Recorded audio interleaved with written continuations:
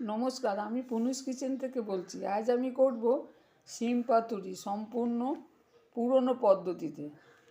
শিম নিয়েছি, শিমগুলোকে আমি দুপাশটা কেটে মধ্যিখানে কেটে নেব। আর নিয়েছি 3টে বাঁধাকপির পাতা। এই দিয়েই করব আজকে আমি শিম পাতুরি। পিঠের আঁশটা বার করে নিয়ে দুপাশটা কেটে আমি এরকমভাবে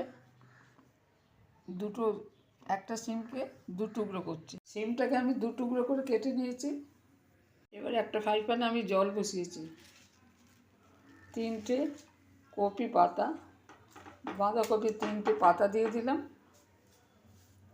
আর শিমটা দিয়ে দিলাম। শিমটাকে আমি একটু ভাপিয়ে নেব।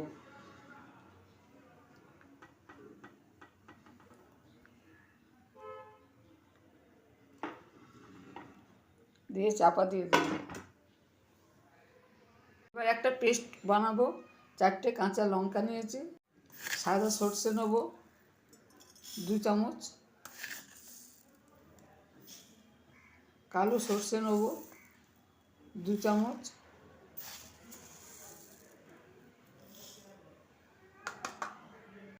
একটু নুন নেব,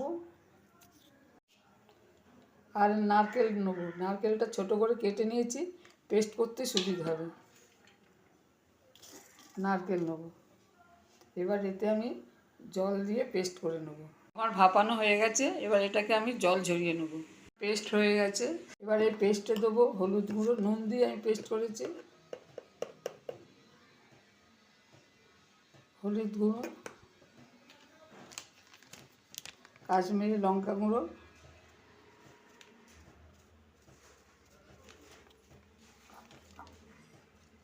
তেল, সর্ষের তেল।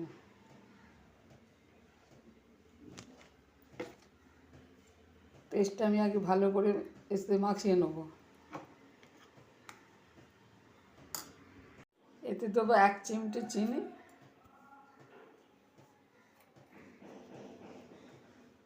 1 চামচ দই।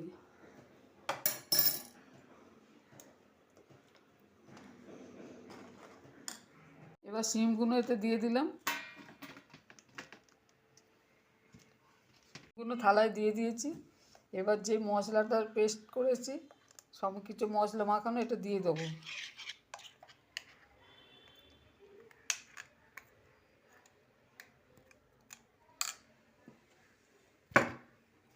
দিয়ে ভালো করে মাখিয়ে নেবো হালকা হাতে।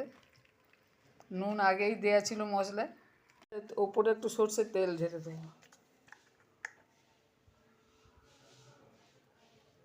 তেল আগে দিয়েছি, আবার একটু তেল দিয়ে দিলাম, দিয়ে আবার মাখিয়ে নেবো। এবার বাঁধাকপির পাতাটা যে ভাপিয়ে নিয়েছি,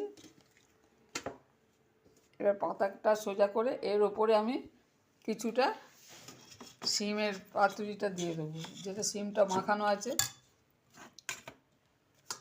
এটা বড় পাতা বলে একটু বেশি দেবো। এবার ওপরে মশলা দিলাম, 2টো কাঁচা লঙ্কা দেবো, 2টো কাঁচা লঙ্কা দিলাম।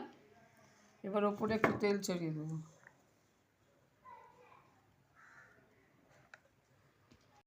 ফ্রাই প্যানেতে এবার তেল দিয়েছি, দিয়ে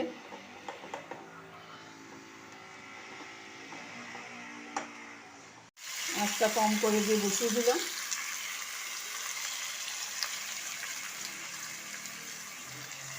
এবার একটা পাতা চাপা দিয়ে দিলাম। এটাকে আমি চাপা দিয়ে দিলাম যতক্ষণ না ভেতরটা ভাজা হয়, তারপরে আবার উল্টে দেবো। আমার শিম পাতুরি রেডি হয়ে গেছে।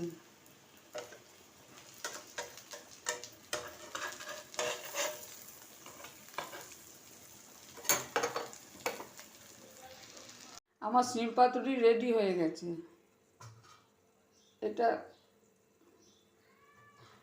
এটা হলো এরকম শিম পাতুরি।